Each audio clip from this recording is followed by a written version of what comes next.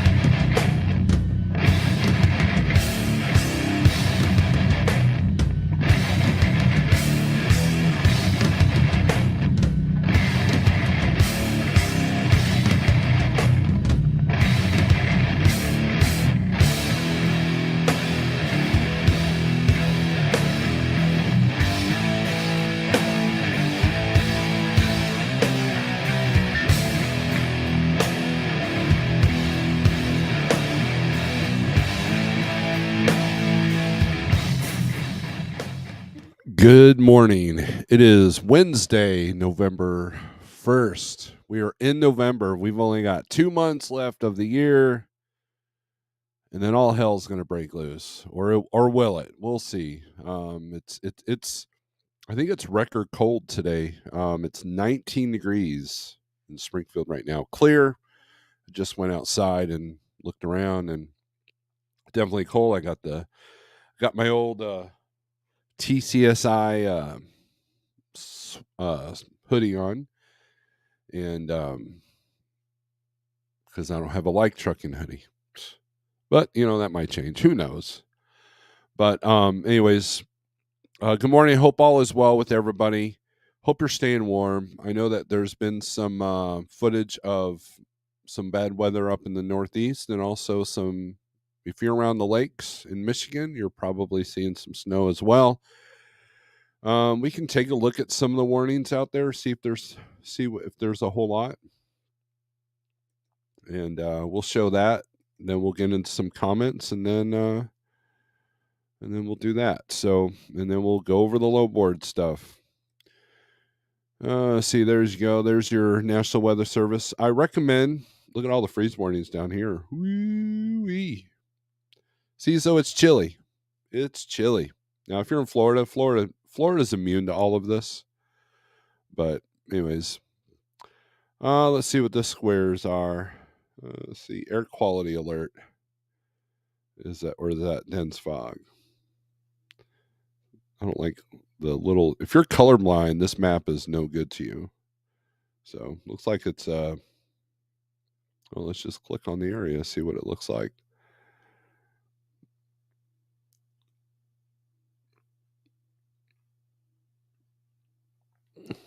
Air stagnation advisory. So yeah, it's an air quality alert. So, but anyways, I recommend having a good weather app. I use My Radar. They have the best radar app, especially if you're going in the hurricane country. It shows the hurricanes fairly well. It shows wind speed, which is what I like.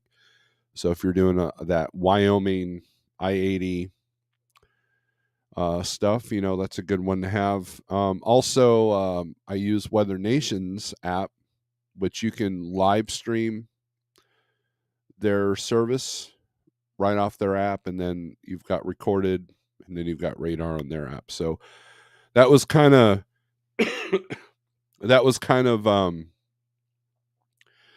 that was my go-to. I still, I watch Weather Nation every morning, so I don't want to knowingly. I don't want any surprises, right?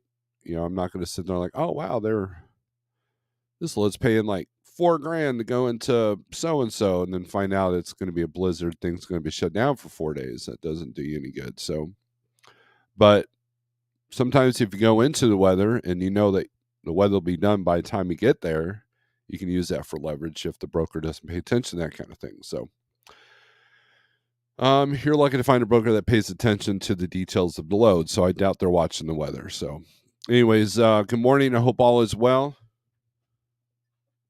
We got our coffee. We had literally 2 trick or treaters last night.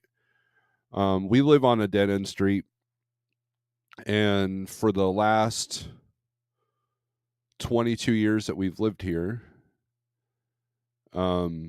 I think we can count on one hand how many times we've had trick or treaters. There's a really, really great neighborhood across the way that has this whole thing, where like that's where all the trick or treaters go. Being on a dead end street, not a whole lot of people on our street celebrate Halloween, so not a whole lot of trick or treaters. And the people that drive, they don't want to drive down here, so we usually end up with a surplus of carbolicious. And but this year, we got smart, and wife only got a little bit, and there's still some excess because we literally had just 2, and they were like older teenagers too. So I haven't checked to see if we have our pumpkin still, but anyways, it was fun. All we did was watch a couple of movies last night. 1.5. We got tired. We're old, and I have so many friends that are like so into the Halloween, like they're into the whole thing for like the whole month, and I'm just like, whatever. We put our decorations up, which isn't much, like last week, and then we'll probably take them down this week. But now Jeffrey he gets into it. Him and his family, they do this whole thing at their campgrounds, and it's amazing. It's a lot of work for Jeff.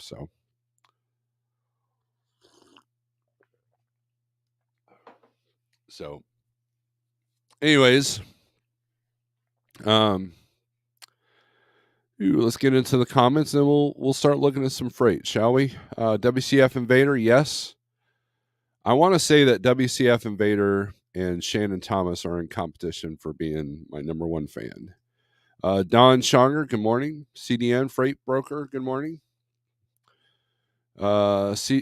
WCF Invader, I'd like to hear the broker's opinion in the chat about the FMCSA possibly requiring detention pay. I'm against it. We can get into that. Sterling Will, good morning, unless it's not. Jason Kinney, good morning, Steve. It's rather cold on this side of the southeast Missouri. Stay warm. Yep, it's very cold. Shannon Woo, good morning, everyone, with a bunch of emojis. Shannon was in Missouri, but was nowhere near me, so she didn't get to visit. WCF, I have not heard about this. Also, I assume shippers would be a part of this. Can you share the article? That's a good idea. Oh, there's the article right there. Gen Z just finished Never Split the Difference. Great book for truck owners. Yes, it's a great book for anybody, really. I mean, it's not geared for truck drivers, but you can apply it to many aspects of life. To me, it's like 2 books that are very valid to make your life easier, make your life better. Is How to Win Friends and Influence People by Dale Carnegie. It's an old book with some old language, but it works. And then Never Split the Difference by Chris Voss. It's been a good book. Unfortunately, I don't like retain a lot of information, so kind of dumb that way, but it's got a great review section at the end if you got the physical book. What do you mean 2 months of the year left? Fiscal year just started, October 1/23, 11 months to go. Right? Let's see. He's putting the article up there for the detention. You need some live weather reporters to check in. That would be cool. Yeah, I guess. Pigtail, what's up? Good morning. FMC looked at it in the past and did nothing. Truckers are trying to revive it, making a federal rule to pay detention. Bad idea, in my opinion. Well, I can see that viewpoint because now you're telling the government that you want them to force something in the world of capitalism. And my issue with detention, and look, that would be easy to get around. I didn't read the article, but I can easily see where someone can get around that, right? Next thing you know, they're going to like force the shippers to pay um, uh, tolls for the drivers, that kind of thing. And so all we're doing is passing the buck. But the reality is that the issue I have is that there are brokers that say they'll pay detention, but then they blacklist your phone once you request it.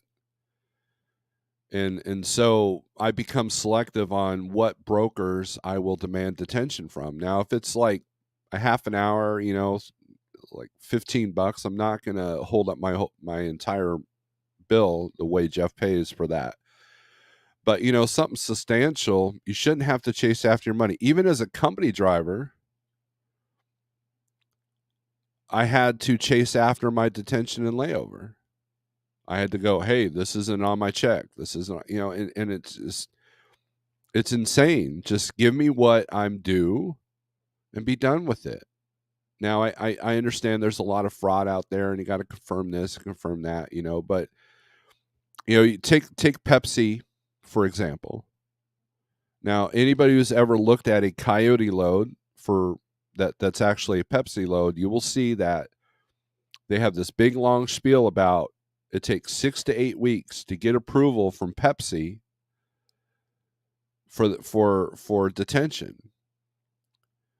And so that's by design. That the intent is after 6 to 8 weeks, you're not going to care about your $50 or $100. So they do that instead of fixing the initial problem of why they have detention in the first place due to inefficiencies at their plants. I had a driver recently at the Wichita Pepsi, and it cost us pretty much our whole week because we lost a day and it threw everything out of whack. And it got $100, maybe. I don't even remember if we were able. I think we were able to collect detention, but it was stupid. So obviously the detention penalty, quote unquote, didn't fix the problem because Wichita, I had forgotten how bad Wichita Pepsi was because I had only been there like maybe once or twice as a company driver, like years ago. And I didn't remember it. I thought, well, surely it can't be that bad still. Well, no, it is. And you can always, if you're pretty well experienced, if you can look at the rate con, and it's an open window from like let's say 8 to says we are not paying detention on this, that's usually a sign that the shipper is an a-hole, that they lag, and that they will not get you loaded quickly. Same thing with the receiving side. There's several pharmacy warehouses, distribution centers that are notorious for 7, 8, 9 hour unloads. And so you have to go into that knowing that and make sure that some people will, hey, you know what? Give me extra $200 preemptively for detention. And some brokers will go for that, some won't. So it just, it's one of those problems in the industry that cannot be fixed by the government. I mean, that was the idea of the e-log. One of the ideas, or one of the supposed benefits of e-logs, or actually hours of service regulations. Because anybody who's ever picked up meat at a meat plant, They don't care that your truck's there for 10, 12, 14 hours. They don't care. I remember running into a Tyson driver who actually drove for the Tyson's fleet, and they don't get detention. Meanwhile, KLM, who has a Tyson account, they do, but it's like pulling teeth trying to get it. So it's and think about this: if you order 100 trucks in a week and they all sit for 10 hours and they're all reefers and they got to have the reefers pre-chilled before they can get loaded, how much fuel is wasted in that amount of time? But then they expect us to have our, EMS, the emissions on the trucks that really cause a lot of the cost of running a trucking operation. So, dang, Akron, Ohio got over an inch of snow. WTF, man, I miss Texas. Safe travels, drivers. Ponzi, good to see you. Hope you're doing all right. The real RD, what's up? He's asking, whose truck was that behind you? Some Mexican dude down there in the Baja, California. That's whose truck. Alfalfa, hello, Mrs. A. Well, one year we had 8 or 10 kids, so it might be a whole dozen trick-or-treaters in the time we lived here. Oh, yeah, I remember that. Stuart, good morning. Night Ranger, good dispatcher, will check the weather and gives the driver a heads up. In Wyoming, radio and internet in places doesn't work sometimes. Also, I had a CB radio that had the weather on it, right? The weather bands on it. So that helps as well. RD says, Holocene is the devil's holiday. Jeff is like a devil worshiper. Well, that's a great comment there. Josh the Vegan, howdy y'all. Shannon, if you think for 1 second you're going to take my number one fan title away, I'll fight you. Says Shannon to WCF Invader. Provost, good morning. Good to see you, my friend. We should chat sometime soon. I want to catch up. Jackknife TV, how about this? When you sign the carrier packet or the rate confirmation at $60 an hour after 2 hours, detention in there, if they don't work with you, tough means we don't name our own rates. Now, I know a carrier that includes with their rate con their own kind of pricing sheet. And you know what? They're blacklisted by a lot of brokers because they don't want to sign anything promising a certain rate per hour. So that doesn't work either. I mean, it might work, and the most important thing that you can do when it comes to, let's say you have a broker who says, "Hey, I've got this dedicated thing, I want you on it." Do a load, see what the situation is, and then recognize, okay, this is going to have a lot of dock time, and then you need to put that in your rate if you're gonna arrange a dedicated thing with this broker.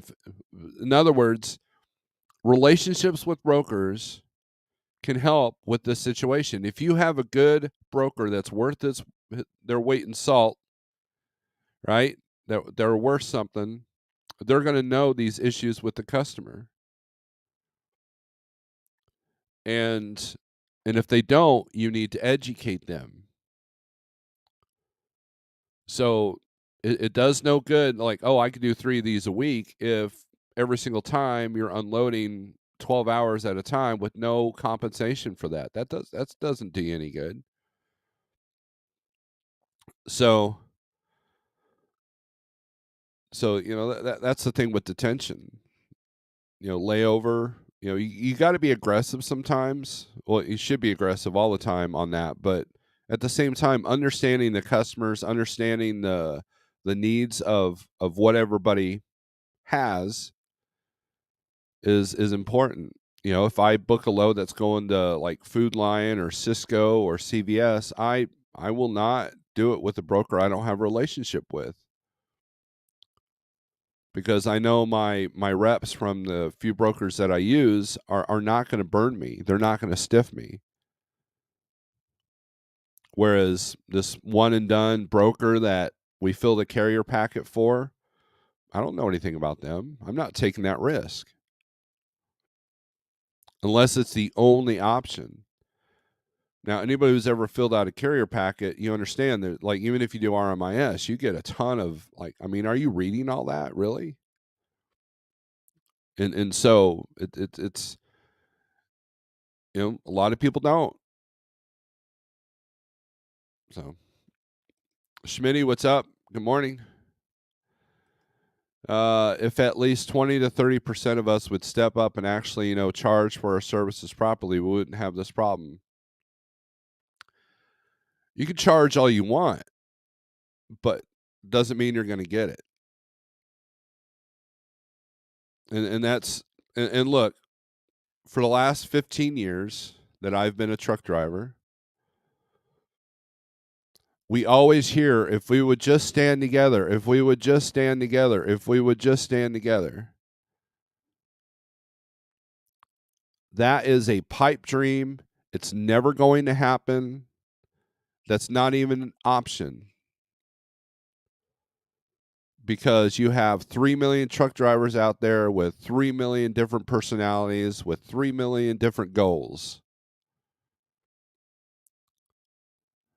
Some are barely making it. Some are gonna take the beating because they're slaves. And the ones that have their act together, that truly have their act together, that are making great money, they're not on the spot market. They figured out a way to deal with long hours at shippers and receivers. They have figured it out, and they're not telling you their secret. So this whole, if we would all shut down, if we all shut down, the rates would change overnight. No, they wouldn't. And that might make some of you mad me saying that, but maybe it would make a difference. Let me digress here. Maybe it would make a difference, but you are never, ever, ever going to get enough drivers to agree to something to take action to make a change. Because if you did, you wouldn't have the struggles that you have now. How many of these, everybody should shut down dates have we had where even the leaders of these shutdowns don't even show up for that? And look, if you've got a $6,000 a month truck note, you can't afford to shut down. You're like, I guess I don't get my $100 of detention. I won't do that loan again unless it comes up and it's my only option. So that's why you will never, ever, ever get everybody on the same page. That's a little negative, but it's the truth. Do you think Swift is going to go, you know what? I hate these detention rates too. Let's shut our whole entire operation down. That's millions of dollars of customers that would affect. Do you think they're going to shut down? No. You think any 5, 10, 20 truck company is going to tell their drivers you need to shut down? Well, I have a truck payment. Well, it sucks to be you. You should shut down because we're mad.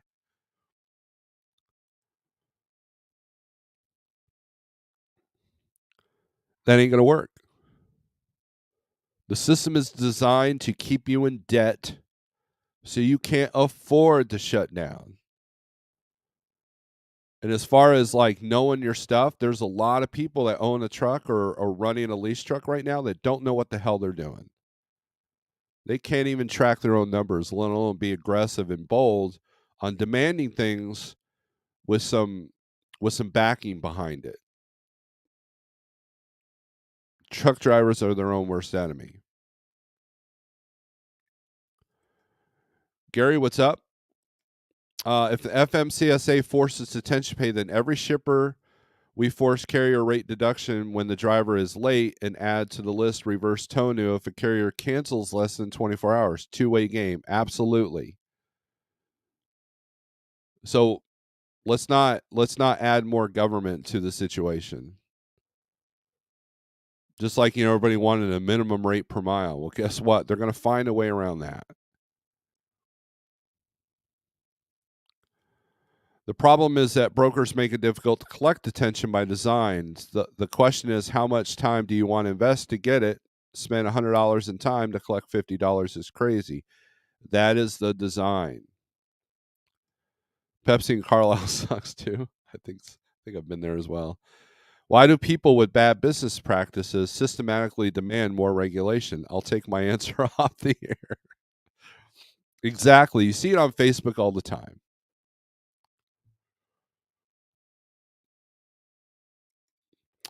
I don't know. I would always check the Google reviews, screenshot them, and email them to the broker, and they be like, "Hey, if you don't add detention after 2 hours, it ain't happening. Fine, white Volvo gang." If I was a broker, I would not use you after making comments and doing that. I would not use you because you're going to be difficult. Now, as a driver or as a dispatcher / driver, you call and say, "Hey, who's the receiver on this?" "Oh, it's Food Line." "Okay, what's your detention policy?" And they go, "Well, X amount after so many hours." I'm like, "Okay." Um, you can ask. I said, "Are you guys difficult with detention?" "No, we usually pretty good." Blah blah blah blah. And sometimes they'll even have the history. Well, the last 7 loads, average unload time was 2 hours. So you'll probably be okay, but no, we'll pay detention, and you got to have this, this, and this. That's how you do that. You don't sit there and take screenshots and demand and then insult a whole bunch of people that drive Volvos. You know what I mean? You got to be professional.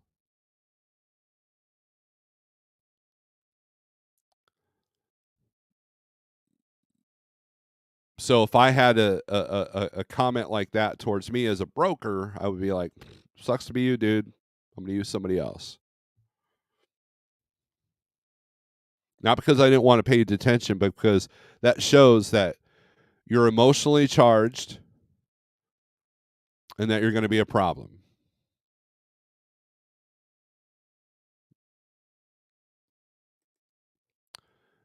Simple logic. Greetings from Chester, Virginia. I get detention really easy. The only time it becomes a problem is if it's a Tyson subsidiary, like Tyson bought the company out for some reason. It's a gray area. This is RD's spelling Halloween differently. Only going to be 84 today. It's very chilly, LVC, isn't it? Well, that approach, you're probably not going to get a good response, Jackknife. See, Stuart agrees with me. The ability to control the conversation and set up the broker to where it's reasonable to give you what you need. I know loads with detention do take longer to settle. You have to verify driver times with site warehouse and get approval from the customer. Often warehouses and customer are different locations. Complex. That's the part of having good salesmanship and negotiation. Going in demanding is very hostile way to approach it. Go back to the Chris Voss book, Don't Split the Difference. Every carrier has to submit an accessorial fee sheet. Eventually, brokers will change once carrier cannot change the industry. First thing the FMCSA is to fix is the shippers who refuse driver sign in and out times. I've been laughed at my brokerage is asking for things to be changed or submitting my own rate sheet. If you read some of these packets, especially for claims, it's utterly ridiculous. Well, I mean, I'm not talking about unions stand together or anything. I just mean some common business sense. Like, I don't tell dealership what they're going to charge me when they fix my truck. No, but you can have them lessen the blow.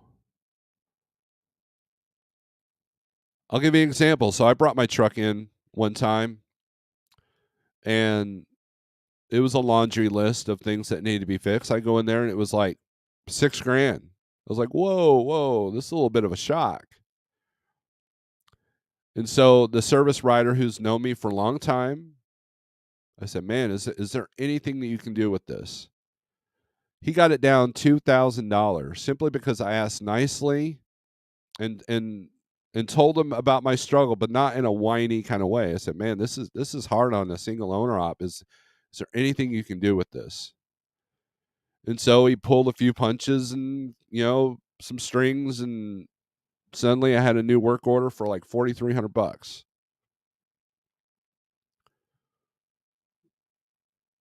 Paid the fee, and as I was paying that, that's when I talked nicely to the chick ringing me up, and she gave me a free hat. So I mean, it's all about how you approach things. If I'm going to a Food Lion, I'm going to use a broker that I know, that I work with, and that historically has been great about detention. If I go into AWG here in Springfield,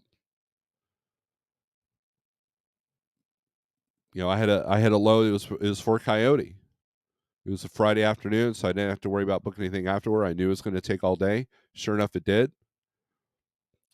By the time I got to the next exit, after I turned in everything, I had my detention new rate con. Sent it in to Jeff, and boom, got paid. Didn't worry about it at all.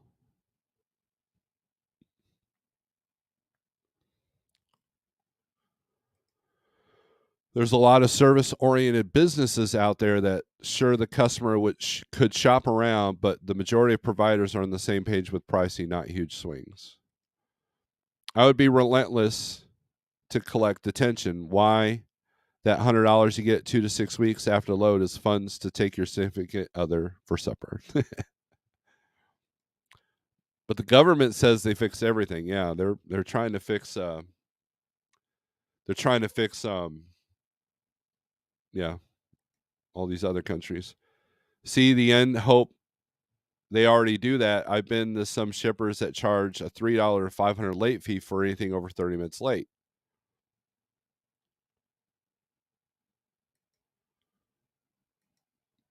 Sweet, naive CDN thinking that's where the money would go. Sterling says wife Lord is present. I suspect drivers who call at the 2-hour mark to. Let me go back. I suspect CDN says I suspect if you notify broker when you arrive at 2-hour mark, then every hour until loaded will get paid versus carrier that wait until next day and say you have detention. I know which I pay faster. That's a big part of it. That's a big part of it. And it says on the Raycon, must submit detention within 24 hours. Must submit POD. Must submit lumper receipt. And if you use a TMS system like we do, you can take screenshots and send that in with your bills to the broker and say, hey, look, here's proof that we were there. I gave you a tracking link from our ELD, and here's the in and out time signed. A lot of, like, Uber wants you to call them an hour and a half after your appointment time before it kicks in at 2 hours.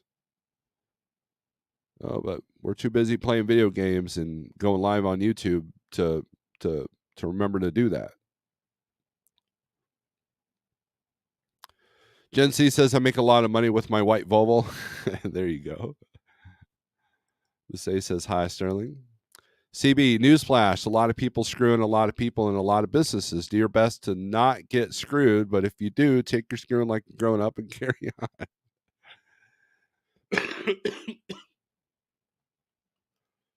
I know. Here's the deal. Hold on a second. I got a cough. I'm going to mute this.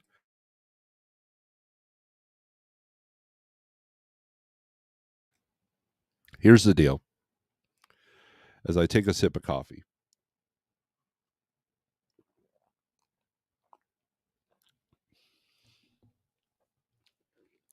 In this market, you have a lot of companies, both driver and broker, that are struggling.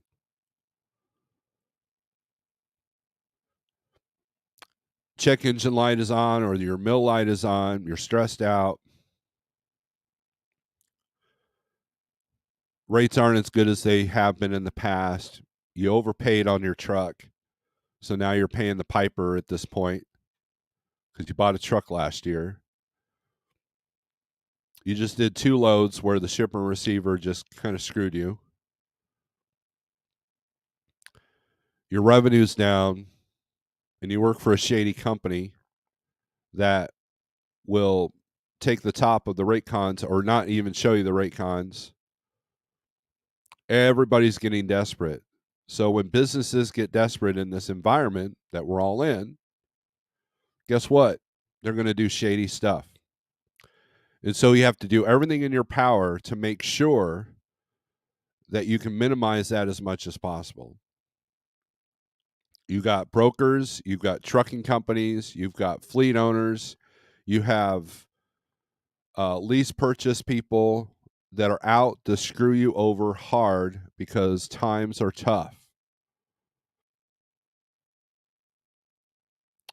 And you have to have a bit of self awareness, a bit of boldness, but also the ability to talk to people in good ways and there's a right way to do that and a wrong way to do that. I'll give you an example. Passing out candy to a bunch of kids at our trunk or treat, nobody was taking the lollipops. I didn't want to be stuck there with all the lollipops, right? So I started telling the kids that these were rare, these were super cool. They were all gone. That was way better than you have to take a lollipop, right? Now, I could have been like, hey, you need to calm down on your handfuls, because a lot of kids were getting a little excessive. And there's a way to, and you could sit there and say, well, if you take too much now, there won't be any for the kids later. Some kids care about that, some don't, right? That's human nature. But in this kind of market, there's a lot of people that are predatory and they're going to take advantage of your emotions and of your situation. For example, if you're someone with really bad credit, but you desperately have this emotion that you have to own a truck, predatory lenders can come in and charge you X amount. And you see their ads. You see their ads in the little papers that you get at the rest areas. You see their ads online. And they're taking advantage of your emotion of wanting to be a truck owner without the resources to be a truck owner. So now you're completely reliant on them.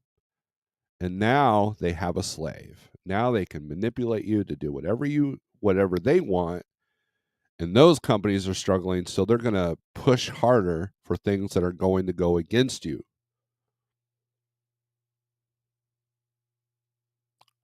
Next thing you know, you're looking at a truck that was worth 25,000 and you're charging 50,000 for a truck. People wanted me to do that. I was not willing to do that. I'd just rather sell my truck outright. Because I can't be the person that's going to play off someone's emotions. Oh, you want to be a truck owner? Here you go. Just pay me, 3 times what it's worth and it's yours. I can't do that. That's not in my nature. Does that make me a bad business person? Probably. Does it make me a rich person? No. But when I see so many owner operators struggling because of their own faults, the last thing I want to do is contribute to that. And there's a lot of owner operators that can't get out of their own way to save their own hide.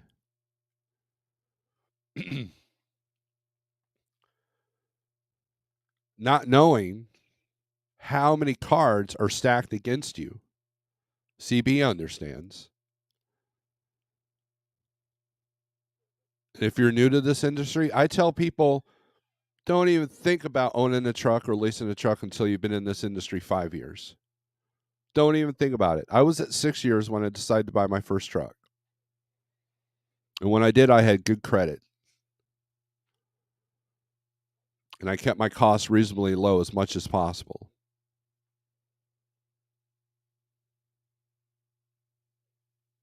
Instead of idling the truck, I would literally sweat or freeze until I couldn't stand anymore, and then I'd turn the truck on when I didn't have an APU. So the second truck, guess what? I took the extra money and bought an APU that was worth something so I wouldn't have to suffer as much. Pick your struggles, pick your suffering.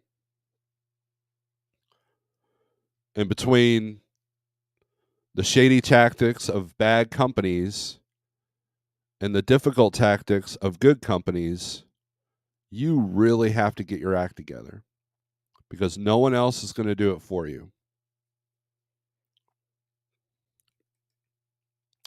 I suspect if you notify broker when you arrive at 2 hours, okay, I already read that. Let's see. Federal Motor Carrier Screwing Administration, FMCSA.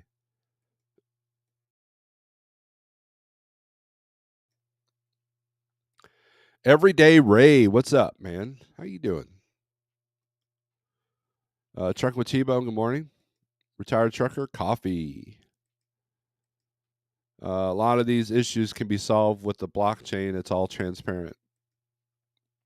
Yes, always notify 30 minutes prior to 2-hour marks. Gives me time to reach out to warehouse and determine delay. How many times has a driver said, hey, call the broker? I'm like, hey, man, I'm tapping into detention. They haven't even dropped the plate yet. And then the broker goes, I'll make a call real quick. And then all of a sudden, boom, the plate comes down, light turns red, boom, you're empty in 15 minutes. It's like, why couldn't you have done that in the first place? You know, but sometimes, you know, and a good broker who's got a good relationship with the shipper has that kind of clout. Hey, man, you've got a truck. It's going to start charging if you don't get them unloaded. Boom, now you're getting unloaded. That's one of the things I don't like about Niagara Water is that you've got robots there, right? And robots don't care how long you've been sitting there, but for the most part, unless there's an issue with the robots, usually get loaded pretty quickly at Niagara. 50% interest for tires. Don't they have a law?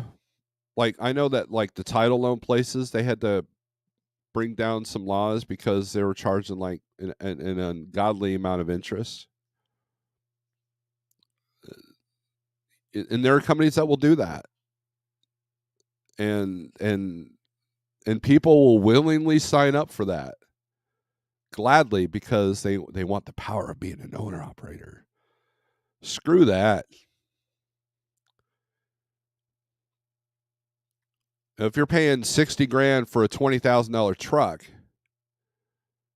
or you're paying 50 grand for a $10,000 trailer, and then you wonder why you go out of business, that's the kind of people that have flooded this situation when the rates were really good, all that gold rush. There's a right way to lease or own, and there's a wrong way. And I don't get it. I was talking to one of my drivers yesterday. I was like, "The hell's wrong with people?" Because he's one of the few drivers I know that really has it together. And you know, Pigtail, he came up with this BHAT, business health assessment tool. No one's interested in it.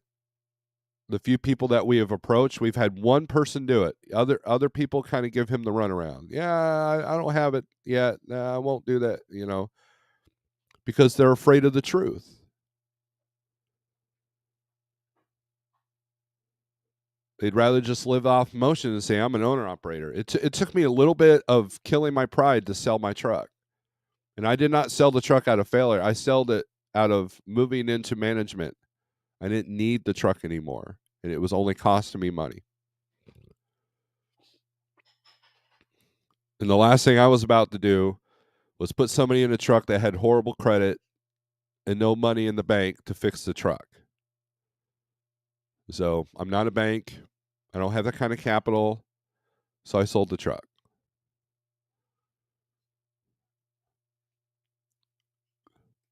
No place for emotions in business, just my opinion, but yet everybody's emotional about it. Big difference between owner ops who learn all day while driving versus someone listening to juicy murder mysteries. Rarely do I hear people who give 100% complain. Some states have rate caps for interest, usually between 30 and 40%. Others, the sky's the limit. I don't like my interest rate on my house loan. If we all banded together and refused to pay, they would have to lower it, right? Pigtail.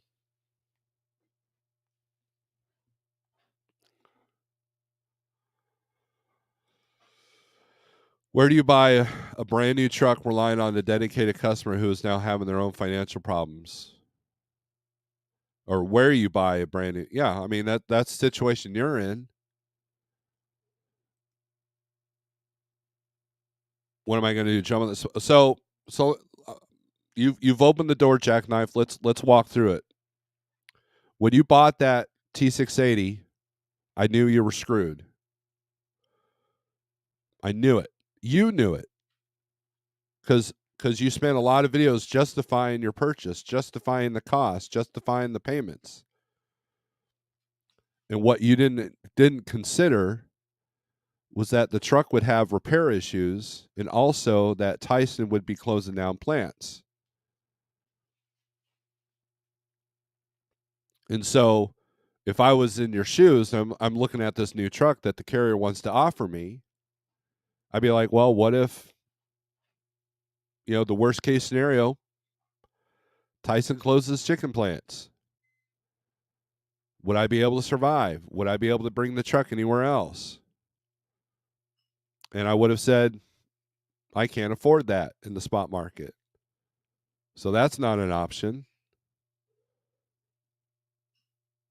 Do you still have your hazmat? I know you're over at Landstar. Go haul fuel with that truck. But see, you have to put the worst case scenarios. You can sit there and say failure is not an option, but guess what? You can have that in your head, and you can punt the ball, or you can find a way to leverage what you've lost.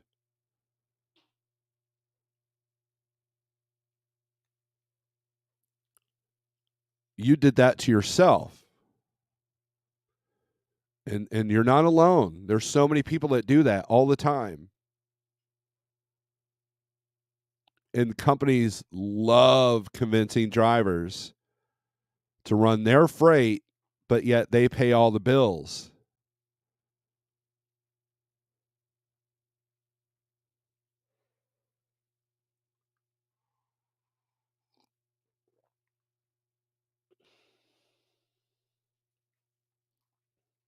Do you see what I'm getting at here?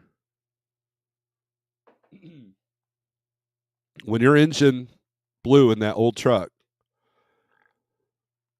it would have been good to be prepared for that. But you live in Pennsylvania, so fuel was killing you. You had your own authority running flatbed, but then flatbed took a dump. I think what you're lacking is a little bit of research. Because I know people running flatbed that are doing very well. And I know people with old trucks that are doing okay. I know people with new trucks that are doing okay. Not as okay as they were last year, but they're doing all right. You have to know your industry. You have to know dedicated does not mean a thing. Let me repeat that. Dedicated does not mean a thing. Ask anybody on a dedicated account how long it's been there. My dad used to do a dedicated run from Springfield, Missouri to I want to say Jacksonville, Florida. Basically, warehouse to warehouse, drop and hook. He loved it. Didn't have to rely on brokers. He wasn't an owner op, so he wasn't paying for the repairs. He wasn't paying for the fuel. Wasn't paying for unloading. Drop and hook, go home. Made more money than he did as an owner operator doing that. And you know what? One day his company said, sucks to be you. We don't have this anymore. Goodbye. Laid him off. No fault of his own.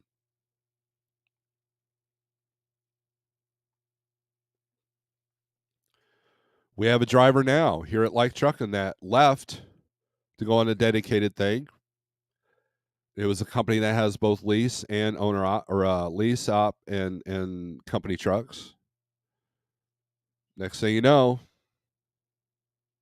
he's back. Why? Because the dedicated thing went away. Why? Because they gave it to the company drivers. When you're with the company that has both company and lease ops, you think logic would say, hey, they want the lease ops to survive, right? This is a lesson. Wife, write down this time because I'm going to make this a separate video. Here's the deal. If you have, let's use Schneider as a perfect example. Schneider has company drivers, they have lease ops. They get in a new customer, they have the lease ops come in, they're this customer service. They contact their best lease ops and say, hey, man, we want you to white glove this. We're going to throw a bunch of money at this so you can get this, and establish this lane. And while you're establishing that lane, while you're establishing those runs, they're looking at your numbers. They're looking at your fuel. They're looking at how much you're spending in fuel, how much time it takes to load and unload, what the drop and hook situation is. They're using your truck to get all that information. Now, remember, your truck is the one that you're paying for the fuel. You're making the truck payment. So this is no cost to them other than paying the truck. Once they know the numbers, once they got that lease op to establish that, guess what? Company driver gets it. You know why? Because now they know the cost. You did the real-time data analysis for them. But hey, they have a truck payment with that company driver. They have to pay that driver. They have to pay that fuel. And so now that they know the cost, guess what? The company driver gets that. And you're left out in the cold, ready to be the guinea pig for the next white glove event. That's how that works. So anybody offers you a dedicated run, but you're making the truck and trailer payment, I guarantee you that that will go away within a year or 2 years. How long did that last, Jackknife? Not very long.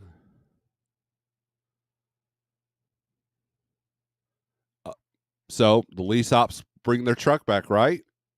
Well, I can't afford this truck now.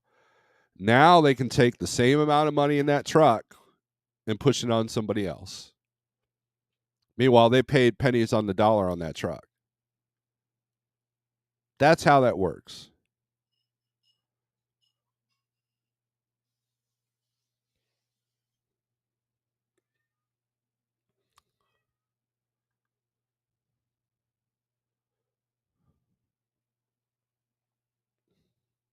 And then there's the idea of somebody can just come in and underbid you. Like Pigtail talks about this, Ike did windows, Schneider lost it. LVC says not only did they pay all the bills, but they assume all liability. Exactly.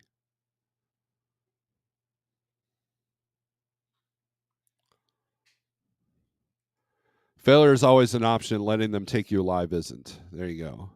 Well, I did some dumb things too, like, hey, everything's knowing good, let's take some chunks of money and pay debt off with it. It's always good to pay off debt. But did you come into the trucking industry with debt? That's the kicker.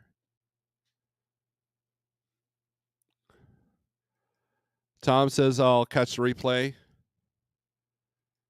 Good seeing here. Failure's not an option. It's like putting electrical tape over a check engine light. Sterling. Same here, Jackknife. The fall run for my nursery deal was 30% of what I've done for them in the last 3 falls. Next year's contract does not look good. Cheap freight hauler. I'm seriously thinking about getting my authority. I could still run Tyson dedicated, but I guess if I had nothing to do, I could still pick up something elsewhere. So you're going to take that expensive truck, put it on the run with your own authority. Your insurance is going to be through the roof. It's going to be different than when you had that international. And so that huge insurance hit, do you have that, or are you going to put that on a credit card? And then have you analyzed rates in your area with reefer? Do you have a trailer? Or are you going to do the loadout trailers, which loadout's fine, but then good luck trying to get a steady deal like I've got with a couple of shippers without a trailer. I mean, are you really analyzing if that's a good move or not? Is getting your authority going to be the Band-Aid that you need to run if Tyson goes away? All it takes is for somebody else to come in with some reefers that's desperate to grab that account.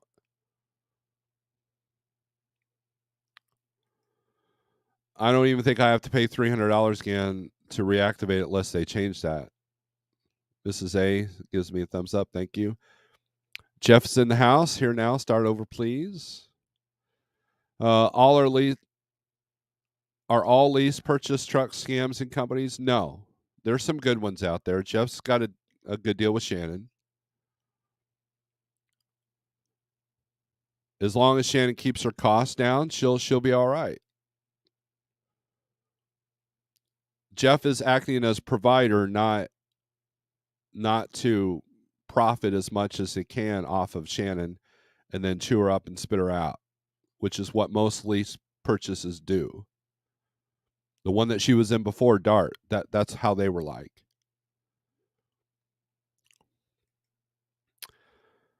$100 on that. That's why we have owner operator that left for dedicated. Now he's back. His route suddenly dissolves, right? Ponzi doing the flag, black flag there. Good morning. Sometimes you got to be a pirate, right? Have fun trying to work with brokers with the new authority. It's tough. I'm living that currently, pounding the phone all day. Only thing we got going right now is we team. That is true. That's a good point. So you have that to think about. Jackknife, in the short time that you've been off the spot market, it has changed considerably. I can make 20 emails and I get 2 replies, regardless of the email I'm using. I make 20 phone calls, maybe 2 answer their phone. Or it takes an hour to get the Raycon to me. I mean, it's a different world right now. And while you can still make money and it's still a viable business, you have to consider what's the worst case scenario. And worst case scenario is that you don't have a $5,000 or $6,000 truck note. That kind of eliminates a lot of the worst case scenarios. Not eliminates, but at least reduces your risk. Well, to be honest, Snorelord, if I really look at the market and even worse, the economy, I would say that we're slowly going to see rates drop down to an unsustainable amount contractor or spot market. But yet you just said that you were thinking about getting your authority and hoping that the spot market will fill in if Tyson goes to crap. You're all over the place.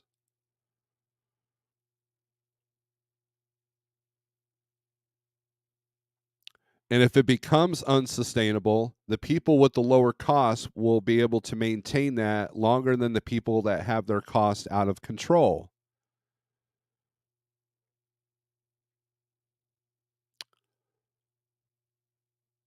Like if you take $1.10 out of Denver, that's you can't do that for your whole week, right? That's unsustainable. But if you have your cost in check and you did things right going into Denver, it offsets that quote unquote unsustainability. There's successful trucking companies that live in Florida. How do they do it? They're not sitting there for 3 days waiting for that magic load. They just move, and when rates are down, you got to move more. Trying to be home every weekend in this market is really, really tough, especially if your costs are too high.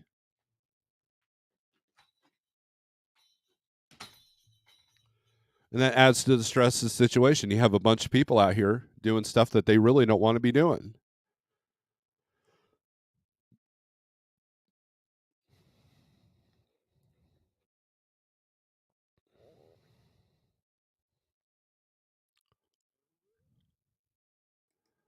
Jackknife says then maybe depending on the economy, after we shed lots and lots of weight, the ones left will be able to ride the wave. But what makes you think that you're going to be one of the ones that will be left with an expensive 2023 Kenworth that has issues with its injectors? And you are on a dedicated account that is slowly going away.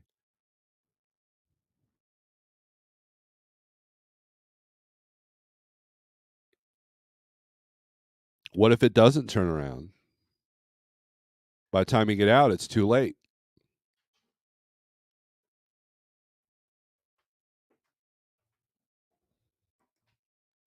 LBC. Jackknife, you have hazmat and tanker. Check into some fuel companies around you. Yes. I know somebody that did that, and they're making extremely good money. But it comes with the price.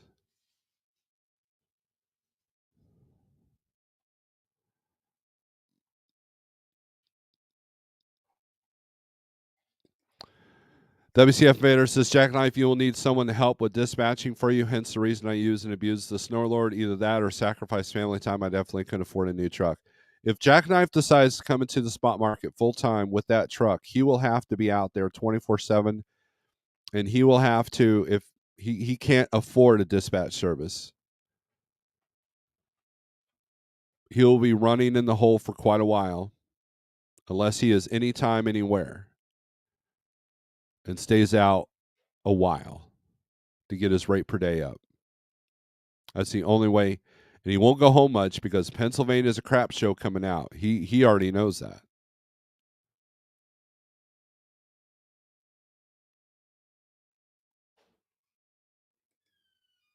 Honestly, I couldn't even say much for a replacement truck at this moment. When I take cheap out of Denver, it's only very short loads, or I usually deadhead, right? That ain't you, Jackknife. You'll be the one that gets shit out of the industry. Sterling trucking industry. Look. Before I read Sterling's comment, look, I like Jackknife. He's all right. He's very honest, but sometimes I wonder if he's honest with himself. And he's willing to get on here and take abuse. So I got to give him credit for that. Trucking industry seems to attract a lot of people, says Sterling, who are financially masochistic. What's more important, money or driving? Weird ego battle to have, says Sterling. With both feet, good morning all. Hope all is well. Thank you, with both feet. I don't know, perseverance. I guess eventually I'll be jumping out of the pan into the fire. Maybe I can get lucky and land in another pan.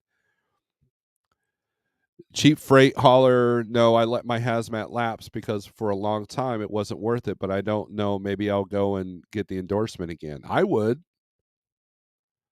Look, I've seen the settlements of somebody that went that route, hazmat tank, and You could definitely afford a new truck with those settlements. And I've seen the settlements. It wasn't just word hearsay. I know about 3 people that have gone that route, and they're doing very well right now. Plus, with all the giant accidents lately, the stellar drivers out there, I kind of don't want to be burnt to a crisp or melting some acid. That could happen anyways.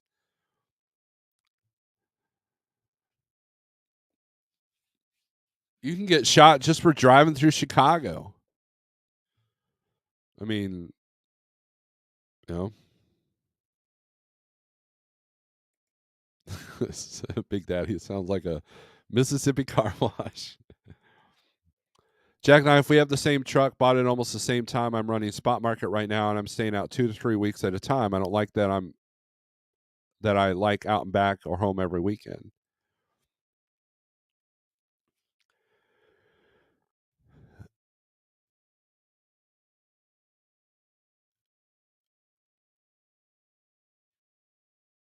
Understanding human nature is probably one of the more important things that everybody can learn. Understanding your own nature. Like I had to analyze, why am I having trouble selling my truck? And somebody said, well, your fear of looking like a failure. No, it's not that, because I'm moving up in management. I'm still at like trucking. I still own my trailer. I still own a business. Okay. And my time is spent better here than in the truck because profit margins are down. With the way that I need to run, I wouldn't be home. And I knew, but doing the short stuff around here is not going to create a profit, even with my low cost, even with the truck that's paid off. I recognize those numbers. I analyze the situation.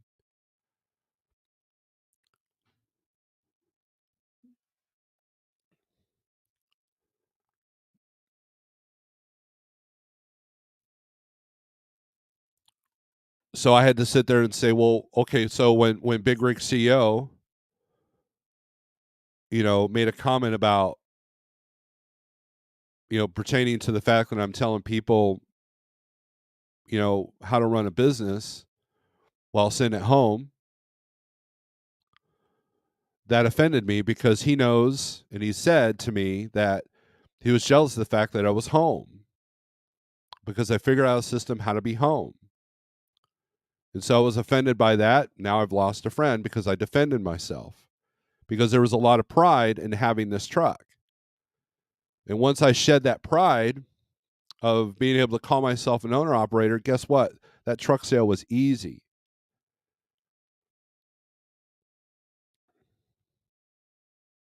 I'm never going to stress about a check engine light again, ever. I'm never going to go to bed at night wondering if someone's going to take out my hood. I'm never going to go to a TA and hope that they don't screw up my truck.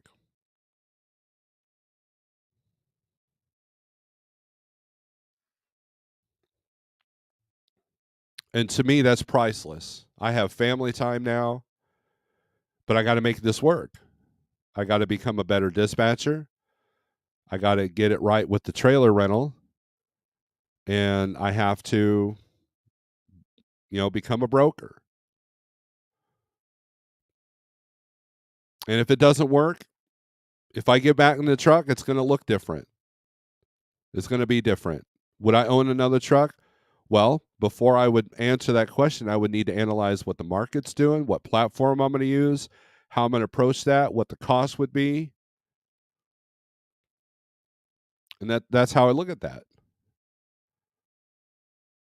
I would analyze the situation. And I guarantee you that 99% of you that own a truck or a lease operation, if you approach Shark Tank with that, they'd be like, no, thank you. $200,000 investment for what? 10% return? They wouldn't touch that. That's why you don't see trucking companies on Shark Tank. And the ones that have figured that out, they have figured out different things than you because they got more people than you. They got better lawyers than you. They got better pencil pushers than you. And they're willing to put people in places to do things that other people won't do so they can get that money, such as hauling fuel. There you go. So you got to be smart. You got to be on your A game. You got to have good credit. You got to have good cash flow. You got to have a good platform, and you can make it because there are lots of trucks that are being successful right now. There are a lot of owner operators that are being successful right now. Find them. They're not on YouTube bitching about each other. They're out there making it happen. Those guys aren't sitting at the truck stop for 4 days until they get a $2 a mile run. They're figuring things out.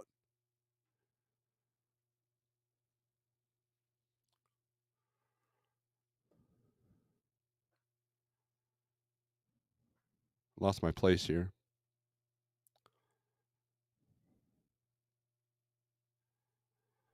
RD says, I did hazmat tank and did well till things got screwed up and things weren't good anymore. That's the way trucking is. Things are good until they ain't.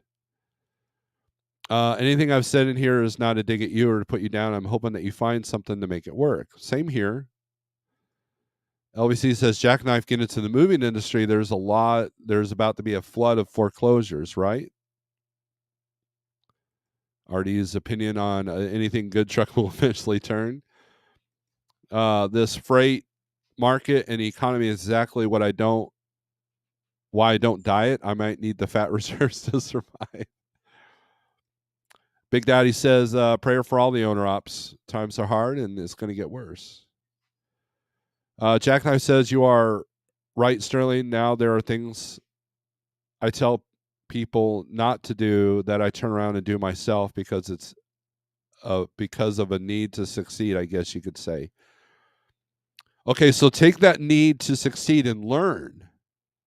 Not what's the definition of doing the same thing over or expecting different results? Insanity.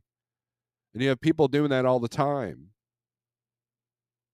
So you talking about taking that truck to get your own authority, just in case Dyson falls apart. That's insanity. You know, Jeffrey Like was live yesterday. He talked about consistency. I know owner ops that have changed companies like 10 times in the last 5 years. And you know what? They're broke.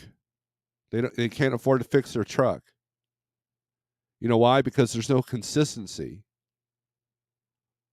They're running from the issues. They're not tackling the issues.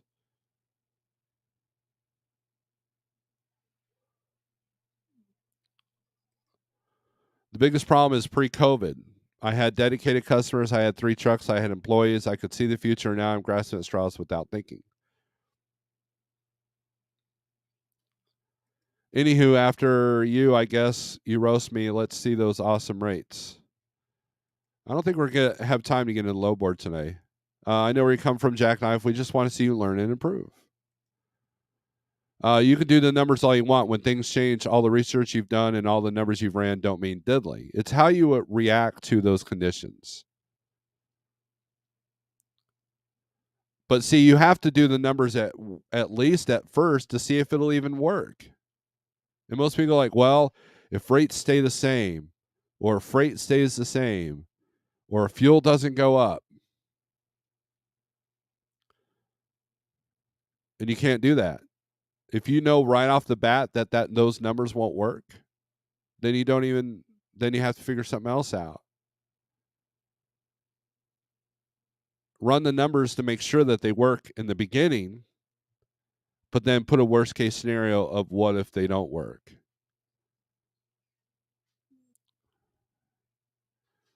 It is. Stuart says it's a moving target, right? And I get that. But I think that someone with a $4,000 truck note is going to have a harder time than someone who has a $2,000 truck note. Someone that owns a lot of cool stuff at home is going to have a harder time than the person that owns nothing. And you could shed all the bad authorities and all the bad drivers all you want, but the reality is, how profitable are you? And can you survive without profit?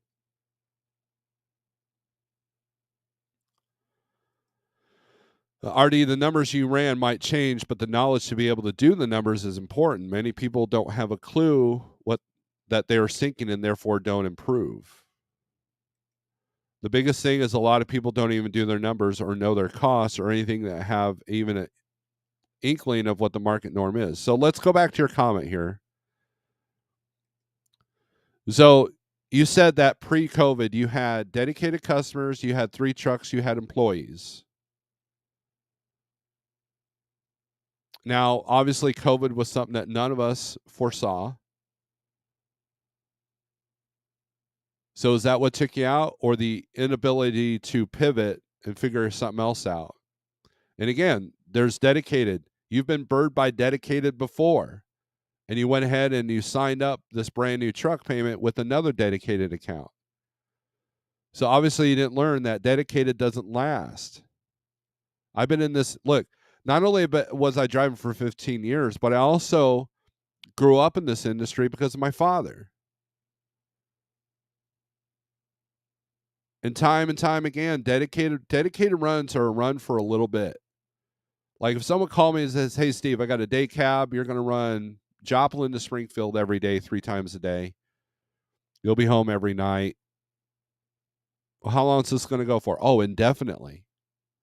Okay. I would go into that knowing that it probably will end probably within 6 months or a year. And if it does, if the route itself doesn't change, the rate will change. You know how many trucking companies went under because of dedicated accounts? They had to keep going lower and lower and lower to keep from being underbid by somebody else to the point of unsustainability. Then the whole company goes under.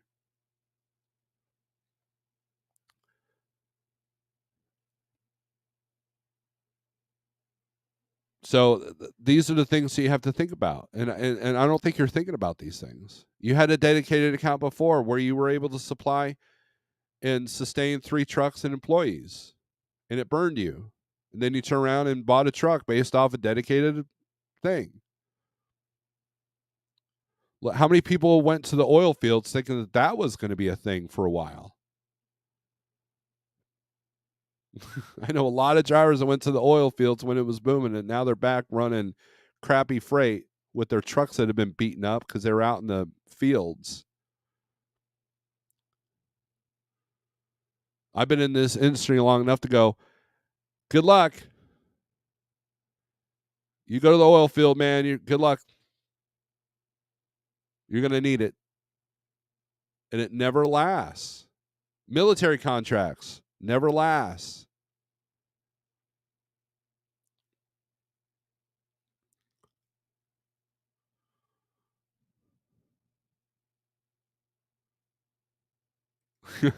RD says you're much more exciting not doing low board. Low board is boring and depressing. Dang, hurting some feelings today. Look, nothing pains me more than to see people digging holes that they won't be able to get out of. And it's time that somebody starts telling the truth.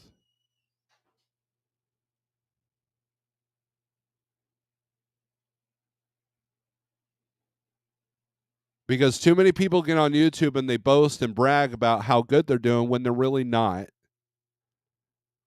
You have people get on the tubes and talk about how cool their cost per mile is, but yet they still go under. You have people signing up for leases that are absolutely ridiculous and then blame the industry for their failures, or they're ready to jump into another lease. And it's hurting families. It's hurting families. It's hurting people's health. It's hurting marriages. And I don't get it. It's like a cult. You want to be an entrepreneur? I get that. You want to be a truck owner? I get that. But you want to be a truck owner, you better get your act together or else you ain't going to make it. And recognize when it's not happening so you don't destroy your family, so you don't destroy your health, so you don't destroy your truck, so you don't destroy your marriage. You got to know when it's time to do something else before you file bankruptcy, before your family loses their home.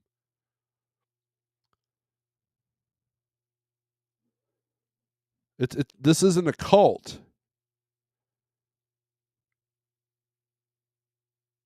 It's a $180,000 piece of equipment that could give two shits whether you're going to run or not, whether you make it or not, whether you're happy or not.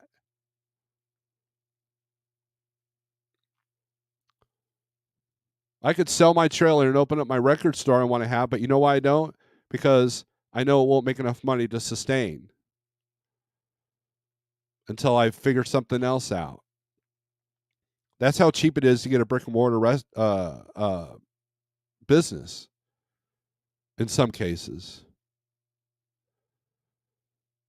And you have people getting handed the keys to a $180,000 vehicle that have literally no business teachings, knowledge whatsoever,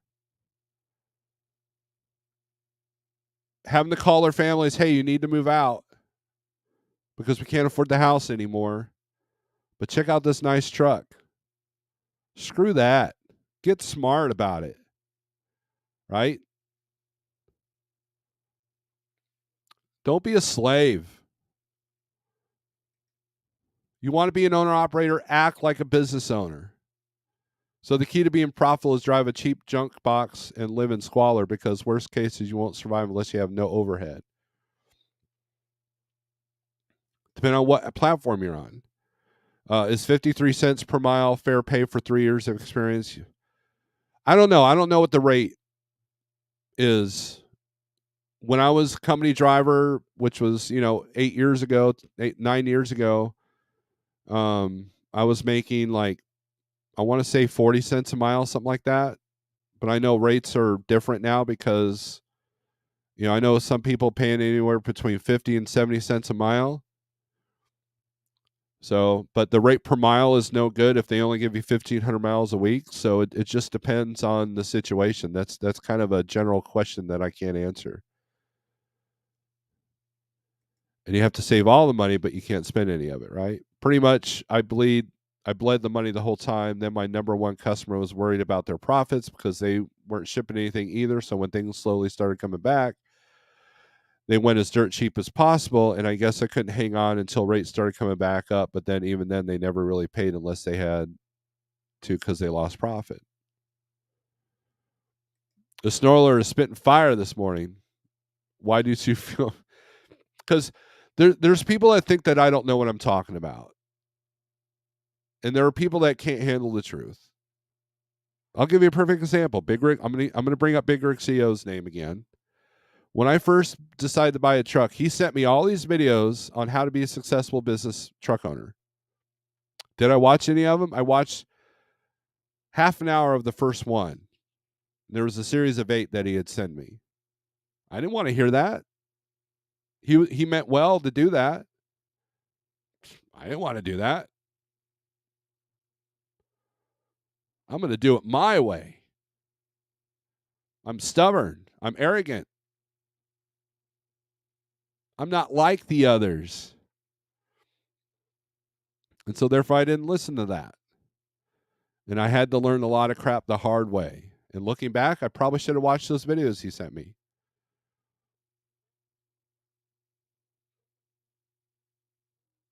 And I think that the biggest part was that my fear was that I would watch these videos and realizing I was making a horrible mistake.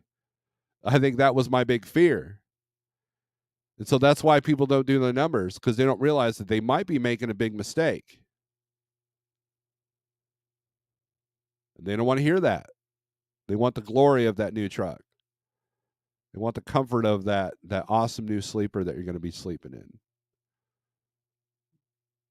And I knew that wasn't realistic. So my first truck was a piece of crap. It was a Peterbilt 387. Horrible on fuel mileage. Had a Cummins in it. Had power. The interior sucked. But I made it my own. And I made it work. Almost caught it on fire. I did catch on fire. A lot of blood, sweat, and tears went in that truck.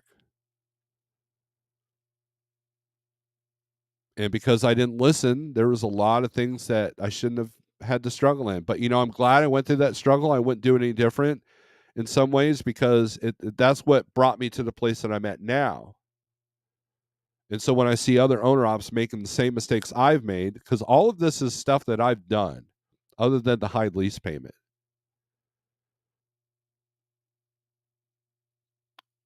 That's how learn from my failures. That's my why I failed at Landstar video is doing really good because I talked about how the mistakes I made, what I did wrong.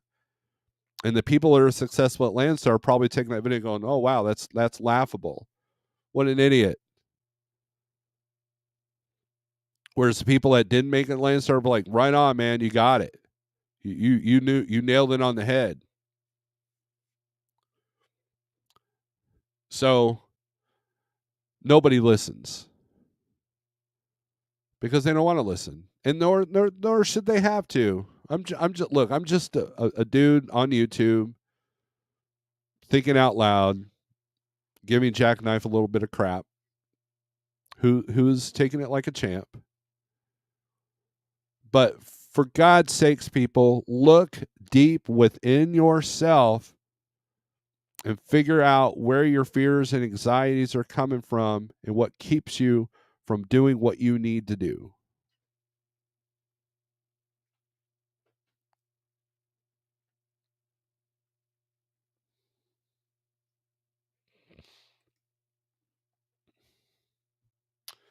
Jackknife says, WCF Invader, I wish more people would hear stuff like this. Instead, they're watching Eagle Logistics guys hustle them into lease purchases.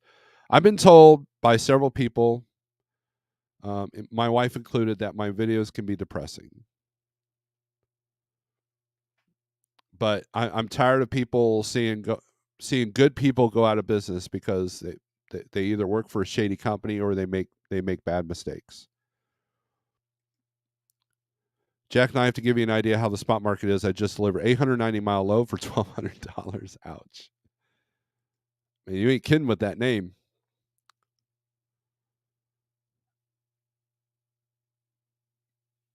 Mrs. A says RDS and all that, plus hopefully have someone back home who knows how to garden.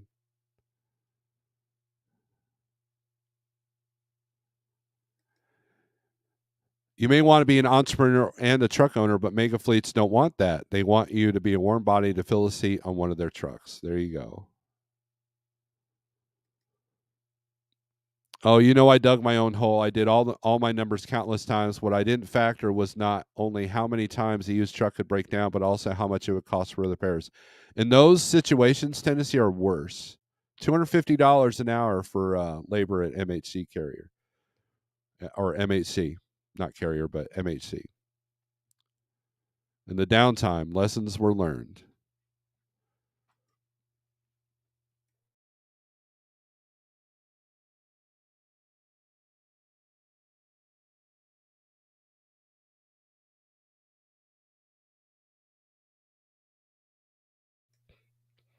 See right there, Jackknife. That response tells me a lot. Instead of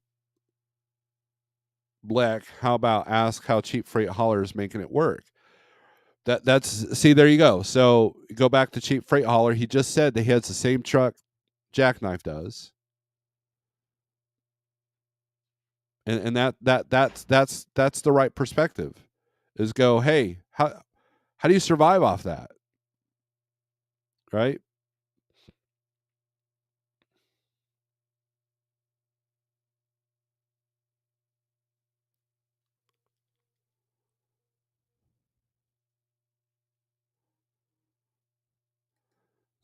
Greg Zimmer says somebody listens. He does. Uh, Pigtail says all industries have cycles. We're just in a down cycle right now, right? And so when you go into this business, you should know you should know that every chart that I've ever showed you off of 123 or DAT shows a roller coaster. It looks like an EKG graph, and so you have to prepare for the worst of times. Now, COVID made those times a lot different, But then the government threw a bunch of money at you, floated a bunch of people that shouldn't have been floated. And now we're all paying for it, right? Eugene, question: the trucking industry seems not to be so discriminating on your age, your ethnicity. I can't say a word. Your color, or if even have a past criminal record for over 10 years. I I don't know. The felony thing can be touchy, but yeah, they don't care about age, color, creed. I know that the older you are, the more expensive it is to insure you. I know that, but so $1.34 a mile. You definitely earned your handle. That's okay, Steve. Reality is sometimes depressing. Deny that at your own peril. Thanks for keeping it real. With a past criminal record, trucking is or seemed to be the only decent way to make decent money. Finding something else to do is not easy without help. Eugene, I would agree with that, but you got to be careful. The companies that will hire felons can sometimes you got to wonder what their intent is. You got to be careful with that. It was a quick and easy response. That's all. Orion, hola. Uh, I put 80K down on my truck. My payment is 23.48 a month, not 4K. I have no house payment or car payment. There you go. And so, if cheap freight hauler and Jackknife TV are sitting there, they're both like outside, take pictures of their beautiful new T680s, and they're like, "Man, this is awesome. We're doing good." And they both call the same broker. They try to book the same load. Cheap freight hauler is going to get that load over Jackknife because he could profit more off that load than Jackknife can. I've always said that the only reason why I never got a new truck because I wasn't willing to put 80. I couldn't make the numbers work, and the only way, in my opinion, especially with the way I run, the only way I can make a brand new truck work is if I put 50, 60, 70 down to keep the payments below 2,500 a month. So if you're driving a brand new truck for under 2,500 a month with a good warranty, you're going to be okay. You're going to be okay if you're managing your money at home.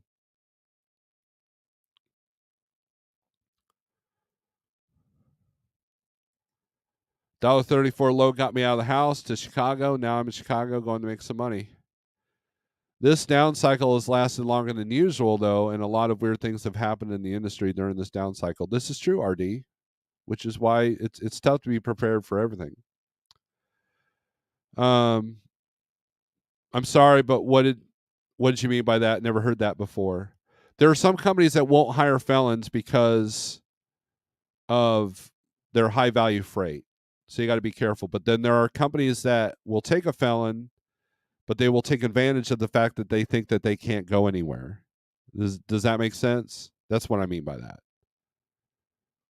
Just like, these companies that will take advantage of people with no credit and give them a brand new truck and make them slaves to their freight. So it's kind of like that.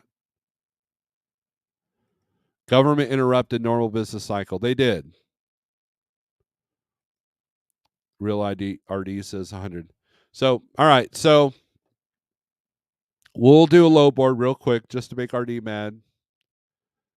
We're just going to look at the hot market maps. Let me log in here first.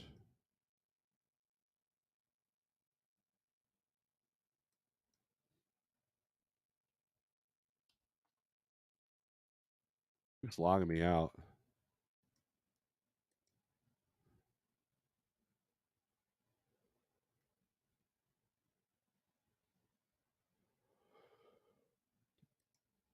All right. How dare it log me out? Whoops. Got the wrong screen up. Ha! Infinity. Let me try that again.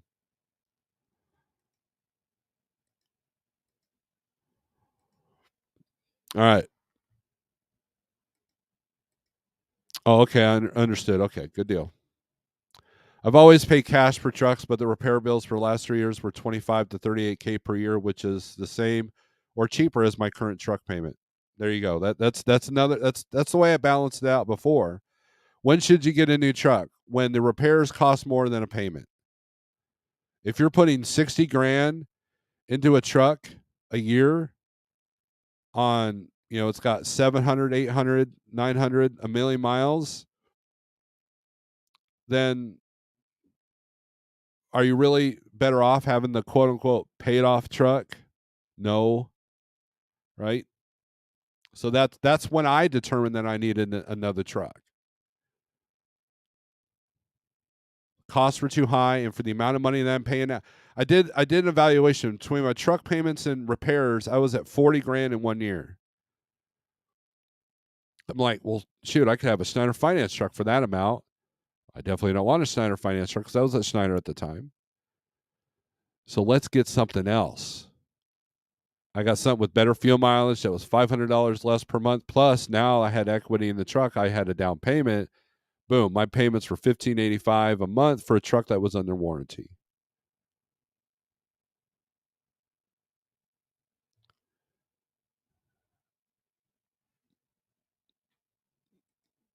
That's my point. You can do the numbers all you want, plan all you want. When things happen you've never seen before, you can't plan for it. $38,000 in repairs. What truck was this and what repairs? Says Gen Z. Ask Gen Z. All right, so this is the all. Let's do reefer just for jackknife here. There's your reefer states. Utah's lit up. Washington's lit up. California rates are still going to be kind of low. A lot of yogurt and stuff coming out of Utah. Potatoes. Do his high rate per mile. You're looking at $3.97 a mile to go from Utah to Colorado. That's your highest paying lane. Your highest paying long load is $229 a mile, 5,400 to go from Utah to Florida. Florida. Tully, New York. We saw those yesterday. $235 a mile, 4,800. So let's take a look at van. 48065 is my code, guys. Let me put that up here. If you want to support the channel, if you think my truth is worth something, then there you go.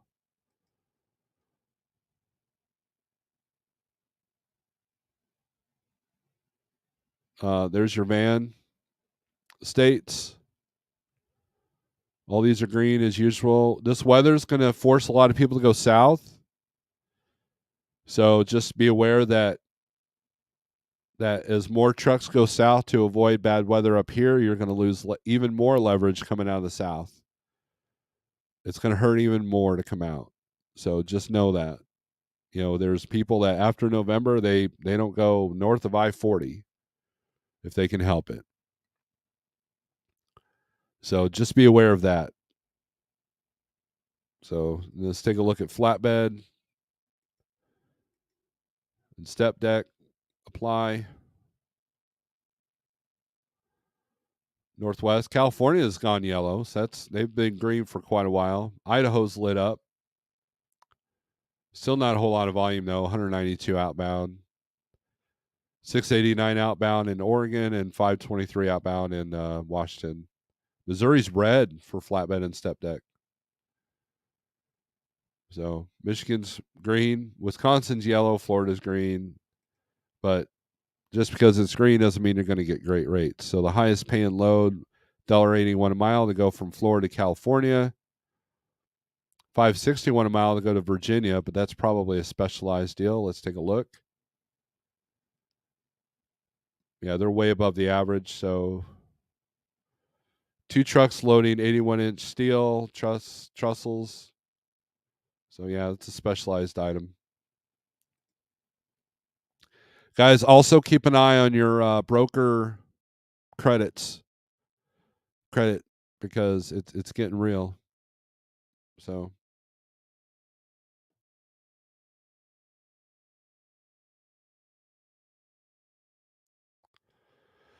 I wanted a used truck, but in 2021, used Volvo 860s with 450K miles were selling at auction for 150K. I ordered a new 680 for 186. Just took 13 months to get it.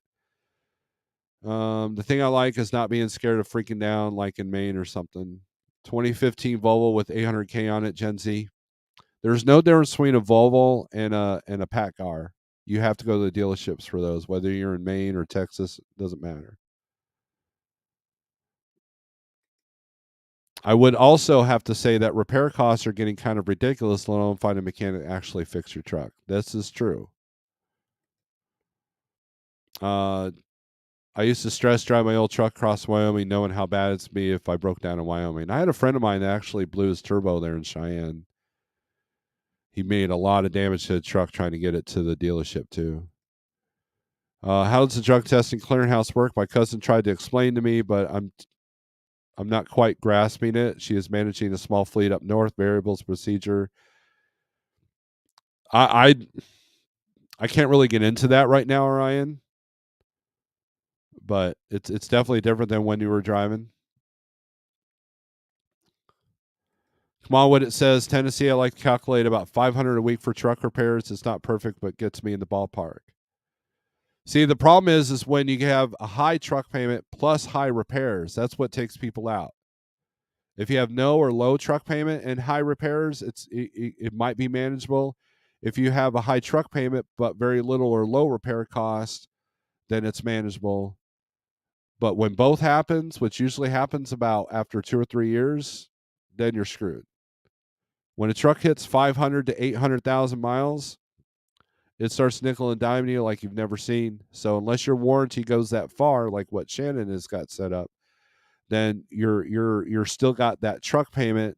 Like for example, if you're on a 6-year note on a truck payment, but your warranty is only for 4 years, you're screwed. You're a dead man walking. Imagine trying to afford a $4,000 a month truck note, and you lose the turbo that's not under warranty anymore. Do you have that kind of cash? No, you don't.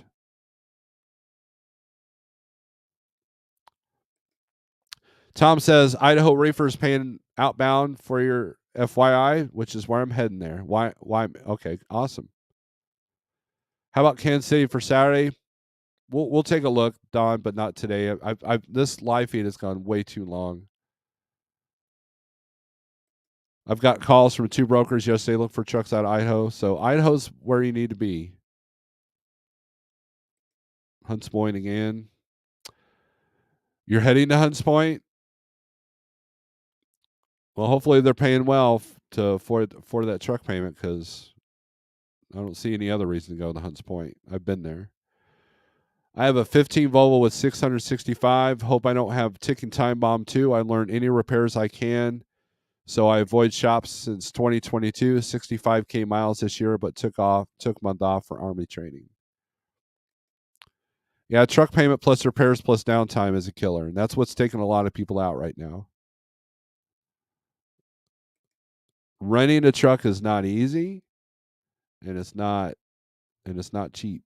So, but anyways, guys, I got to go. Strength for today, hope for tomorrow. Don't let the words I say scare you. Let them motivate you. Um, no one else is looking out for you. You got to look out for yourself. Find successful people that can help you along the way. Strength for today, hope for tomorrow. Peace.